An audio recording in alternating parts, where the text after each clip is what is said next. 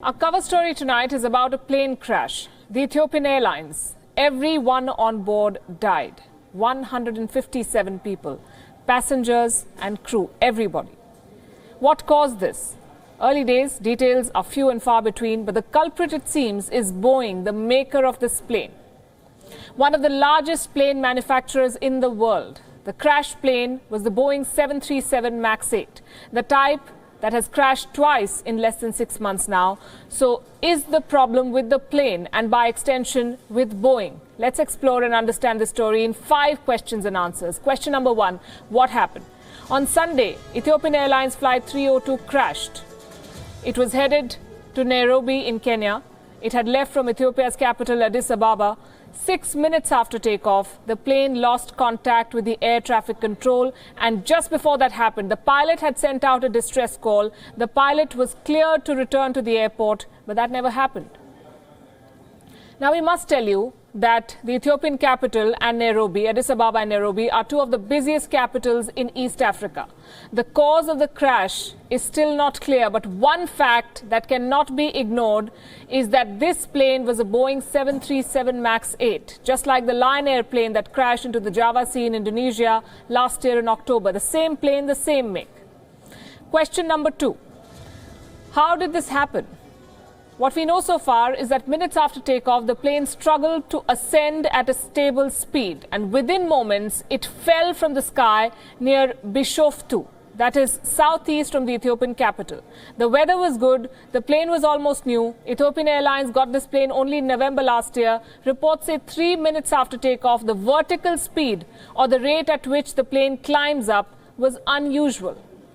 2 flight data recorders from the doomed plane have been found. More details are expected in the coming days. Question number 3. Who is to blame for what happened? Or better still, can we even ask this question if the cause of the crash has not been established? I'll tell you why we can ask this question. Maintenance was not a problem. Routine checks had not revealed any faults with the plane.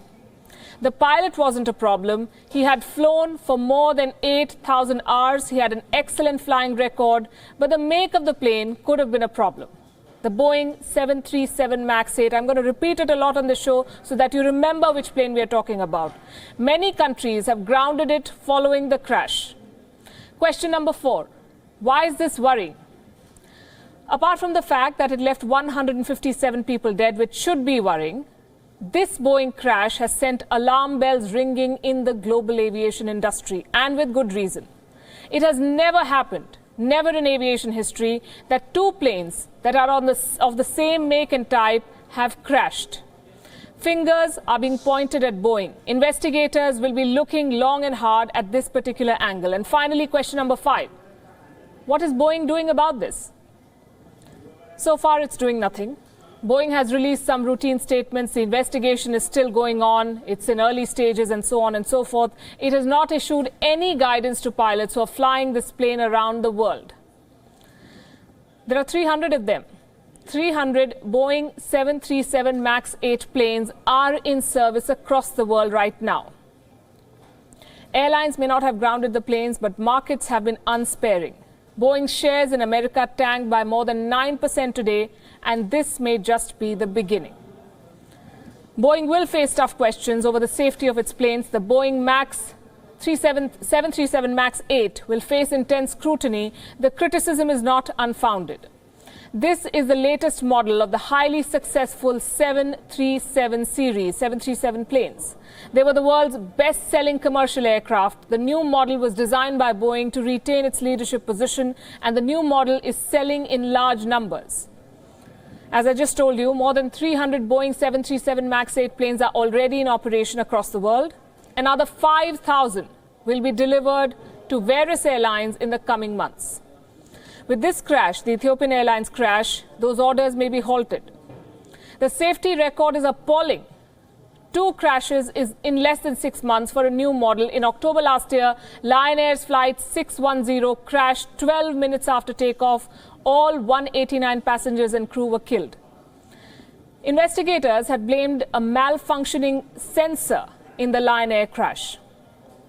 Apparently, this malfunction forced the computer of the airplane to push the nose of the plane down towards the ocean. We've been speaking to aviation experts on how this really works, how this happened. Basically, the software of the plane acted up. The plane went out of the pilot's control and it crashed. Here's Mikey Kay, a journalist and a former UK Royal Air Force pilot, explaining what could have gone wrong. Now, I've got a little model here, which I'm going to show you.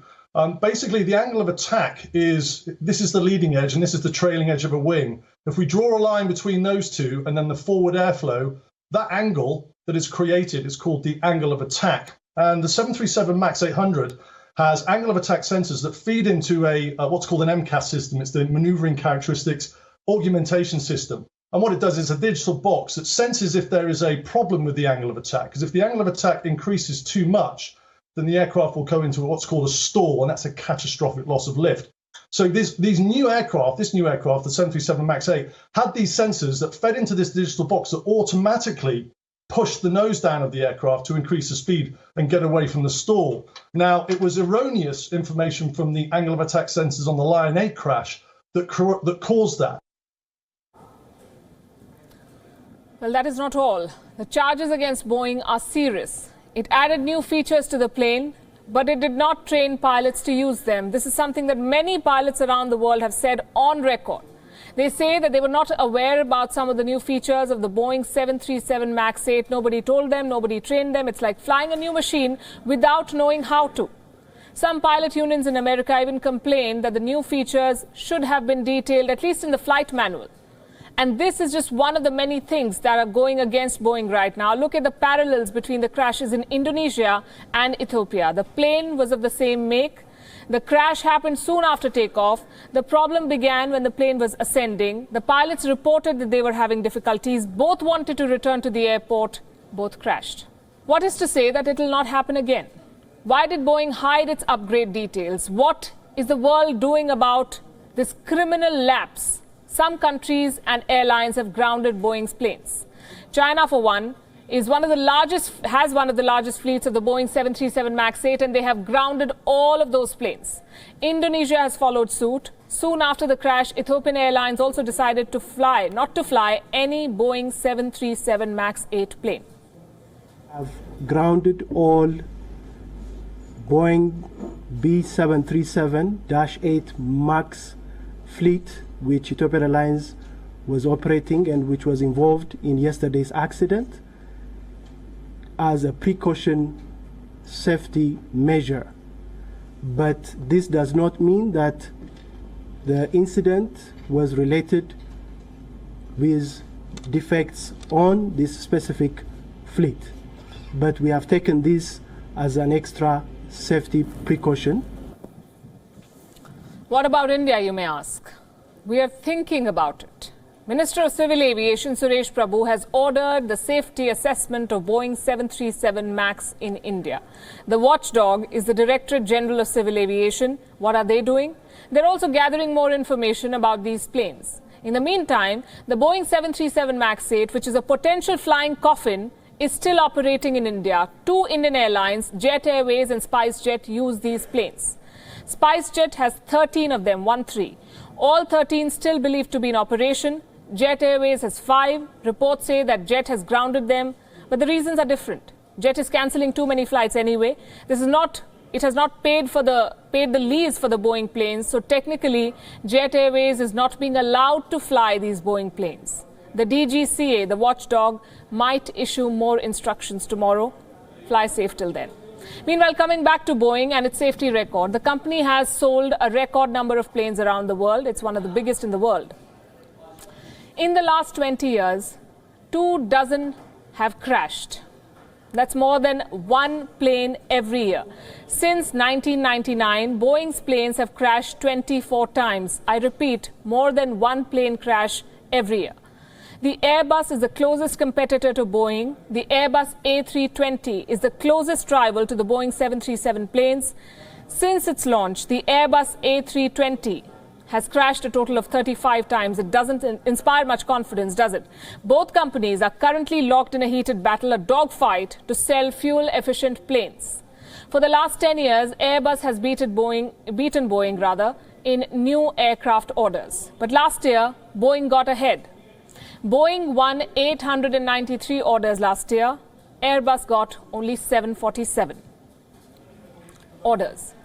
The Boeing 737 has been very profitable for the company. Last year, Boeing shrugged off the Indonesia crash, the Lion Air crash, recording $100 billion in revenue. The 737 MAX is the fastest selling airplane in Boeing's history. Last year, 72% of the company's deliveries were the 737 planes. But the 737 MAX 8 is a new aircraft. It has been in operation for only a couple of years. Ethiopian Airlines got this plane only in November last year. It had been in service for barely 4 months. These clearly are turbulent times for the world's largest aircraft maker. 346 people have lost their lives in the last 5 months. They were all flying the Boeing 737 MAX 8. The company's attitude and its response is not helping its case. We must know that aircrafts are expensive. We know that. To convince an airline to buy new planes, you need a good pitch. Many airline makers, aircraft makers rather, claim that old pilots can fly upgraded planes. Training pilots on new systems is a very costly proposition. So aircraft makers do not disclose the need. They say the old pilots can fly these upgraded planes. It saves them cost. It helps them sell planes. The same happened, it seems, with the 737 MAX 8. Pilots around the world have now complained that they were not trained to handle new automation features. And by the looks of it, nobody is in a hurry to fix this deadly problem, and nobody is holding Boeing accountable for this brazen fraud that amounts to murder. So finally, who is to blame here? Is it just the aircraft maker or the airline as well? And the regulator, what are they doing? Let's start with the aircraft maker. They're hiding behind the old line that investigation is on. But the scrutiny, we can tell Boeing, will not end. This latest crash is a major blow to Boeing. The MAX aircraft is very important for the company. It is giving the company major profits. 64% of Boeing's production till 2032 will be for the MAX airplanes. They better be safe. This crash has left both the travelers and investors worried now. Pilots are also complaining about the lack of information and training. So are Boeing's new planes flying coffins? This is where many turn towards the aviation watchdog for a credible analysis. What are they doing? It's their job to tell us what is safe. While the American regulators have been proactive after the crash, the Indian response so far has been largely reactive. India's DGCA is now expected to issue additional safety measures for operating the Boeing 737 MAX. So far, experts have raised questions over the track record of the DGCA itself. We spoke to Captain S.S. Panesar, who was a former director of flight safety and training at Indian Airlines. This is what he told us. I have no faith in DGCA. I can quote you incident in Indigo and Go Air. For last 2 years, 90 engines have failed, Pratt & Whitney engines. They could not ground the aircraft. Well, so who do you trust and what can you do as a passenger?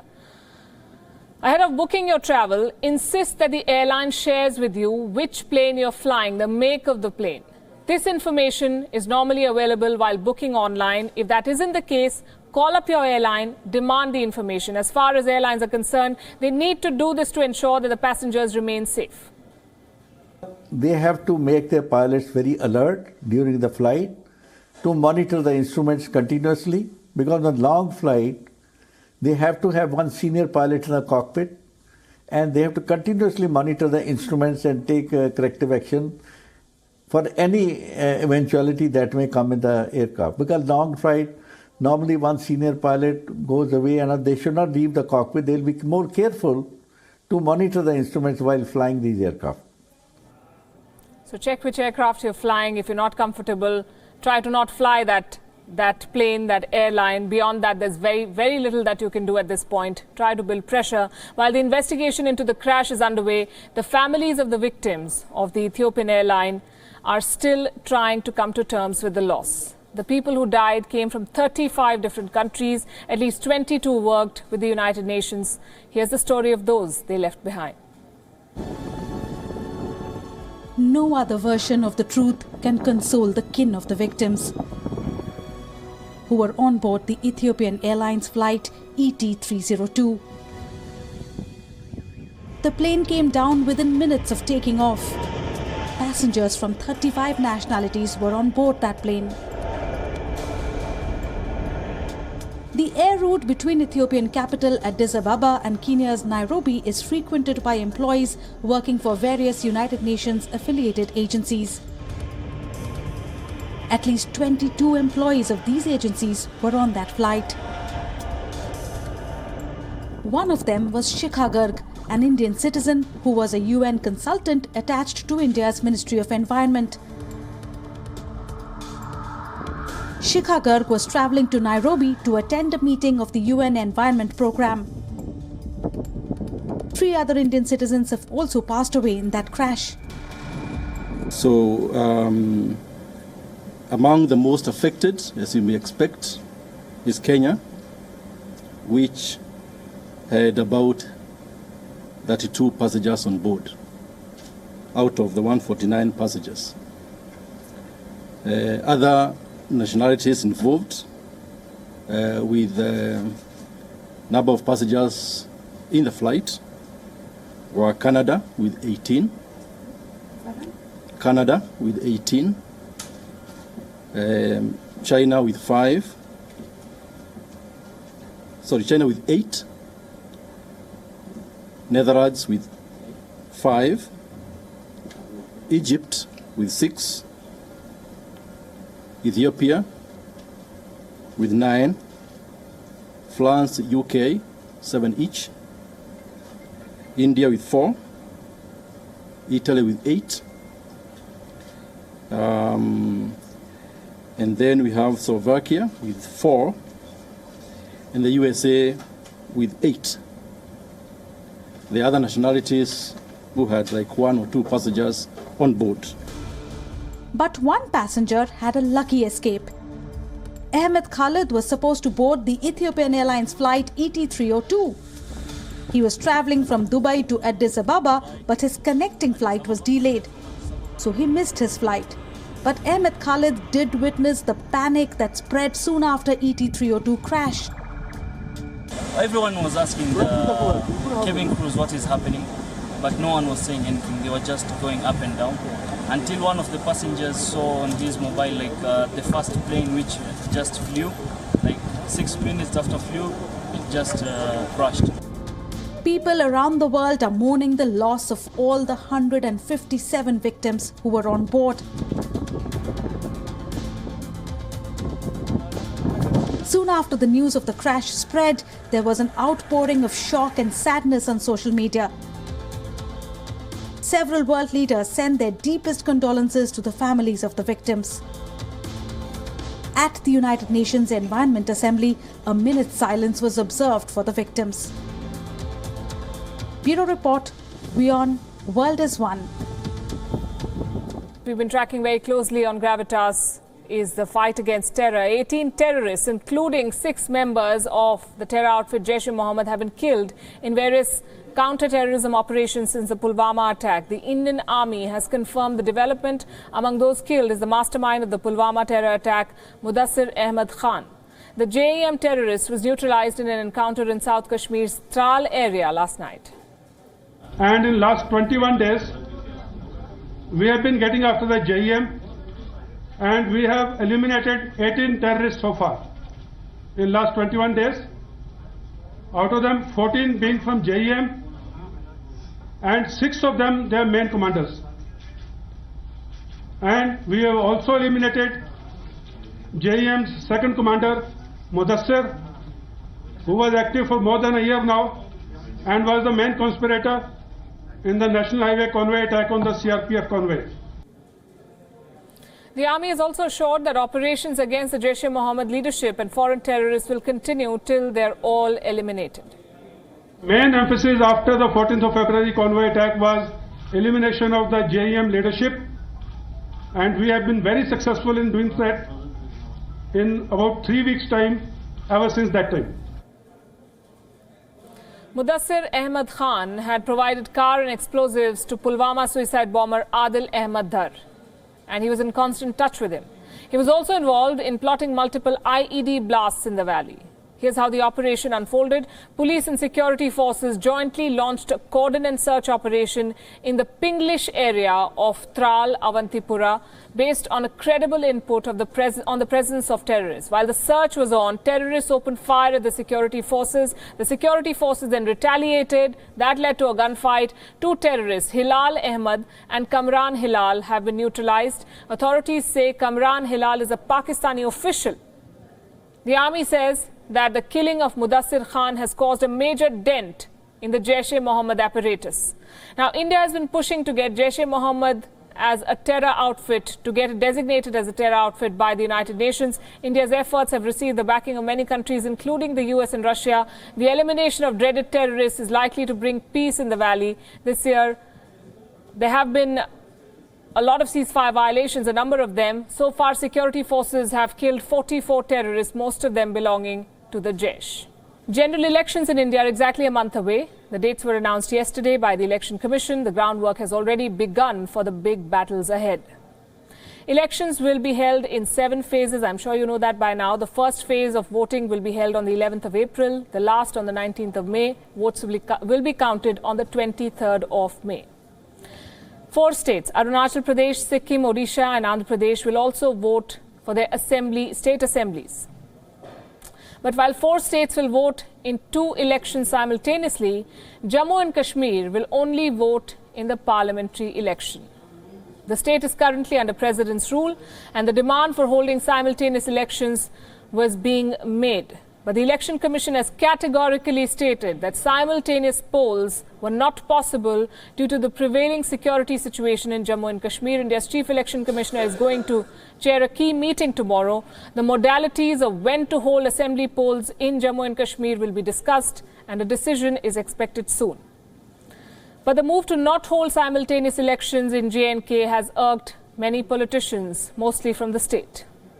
And at the forefront of these protesters is a former Chief Minister of Jammu and Kashmir, National Conference leader Omar Abdullah. He attacked the federal government, saying that it was for the first time since 1996 that assembly elections in the state were not being held on time. In a series of tweets, Omar Abdullah lashed out at the BJP for failing the people of his state. He tweeted, and I quote, "What happened to Rajnath Singh's assurance to Lok Sabha and Rajya Sabha, as well as to the all-party meeting recently in Delhi, that all forces would be made available for simultaneous polls?" His father and National Conference patron Farooq Abdullah went to the extent of saying that the Election Commission was acting under pressure and was being influenced. Isn't it strange that they are now saying that security situation is not right? If security situation is not right, how are they holding parliamentary election then? I mean, the Election Commission itself is belittling itself. The BJP's former ally in the state lashed out at the federal government as well. Mehbooba Mufti also tweeted, and I quote, "The decision to hold only parliamentary elections in J&K confirms sinister designs of the government of India. Not letting people elect a government is antithetical to the very idea of democracy, also a tactic of buying time to disempower people by pushing an agenda that suits their ulterior motives." Strong words there. Meanwhile, Congress President Rahul Gandhi grabbed headlines for the wrong reasons. He attacked the BJP for releasing Masood Azhar in exchange of passengers who were on board the hijacked IC-814 flight. But what caught the BJP's eye was the suffix that the Congress president used to address Masood Azhar. Listen into what he had to say. तो aircraft में मसूद अजहर जी के साथ बैठकर जो आज national security adviser हैं Ajit Doval, Union Minister Smriti Irani took to Twitter. She said, and I quote, "What is common between Rahul Gandhi and Pakistan? Their love for terrorists. Please note Rahul ji's reverence for terrorist Masood Azhar, a testimony to that Rahul loves terrorists." And this conversation is going on in that vein on social media. You can imagine what is being said. The collapse of the ISIS has created a legal and moral conundrum. What happens to the Western nationals who moved to join the Islamic State as ISIS brides but want to come back home now? Is there even a law which governs such individuals, which provides for them? How are different governments, different countries dealing with the ISIS brides who want to return home? Our next report takes a look. Kind of heartbreaking to read. 19-year-old Shamima Begum, a British national who ran away from home to join the ISIS, has become the face of the ISIS brides eager to return home. But she is just one among the hundreds of other women who are Western nationals but want to return after the collapse of the Islamic State. For instance, Belgian nationals Bushra Abulal and Tatiana Wayland, both 26 years old, presently live in refugee camp in Syria with their 6 children. Last year, a Belgian court had allowed them to be repatriated as they were Belgian nationals, but the Belgian government challenged the court ruling and it was later overturned.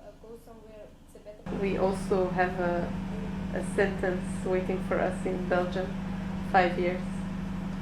And I don't even fight this, you know. I made a mistake and I need to get punished for it. And I just, in the end, I want to have a normal life with my children and I want to leave all of this behind. And I know for me it's easy said, but I think we are already getting punished for our mistakes by being here. We are here for 1 month, for 1 year and a half. And this is really, really torture, mental torture, physical torture. The prospect of repatriation of the ISIS brides has sparked a fierce battle across Europe. There is little sympathy for the ISIS brides, who often have expressed no remorse over their motivations to join the ISIS. And the law is unclear on how they are to be dealt with. It is not a crime in itself to travel to a territory held by the ISIS, nor is it illegal to marry an ISIS fighter. Especially in cases of non-combatant ISIS brides, getting a prosecution is difficult. And the returning ISIS brides are looking for a chance to start over again. This situation, these children can't leave. They have no education, they have no, to play, they have nothing. So if they have a chance to go somewhere, it's a better place, back with their family, with their grandmother, that's better for them. According to the conservative estimates, there are over 566 children born in the ISIS territory to foreign nationals who face an uncertain future. ISIS brides who have been allowed to return to Europe in many cases have had to forsake the custody of their children. As high-risk individuals who had joined the ISIS, they are a clear security threat and naturally are subjected to a high degree of surveillance and de-radicalization programs. Under international law, a country cannot strip an individual of his or her citizenship and render them stateless. So the dilemma facing Europe is more than a moral one. There are no clear established guidelines. So how are the different European countries dealing with this menace? Firstly, no distinction will be made between men and women ISIS returnees, as it would be simplistic to assume women who join the ISIS are just victims. In many cases, women are known to have played a crucial role in the recruitment of ISIS fighters. In fact, France has been mulling a proposal to bring back about 130 of its nationals from Syria who had joined the ISIS. But the proposal has faced stiff opposition.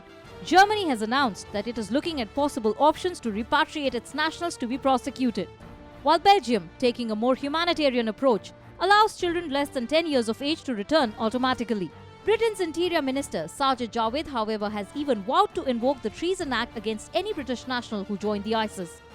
Besides the problem of immigrants, Europe is also having to contend with its own nationals who joined the ISIS, now expressing their desire to return.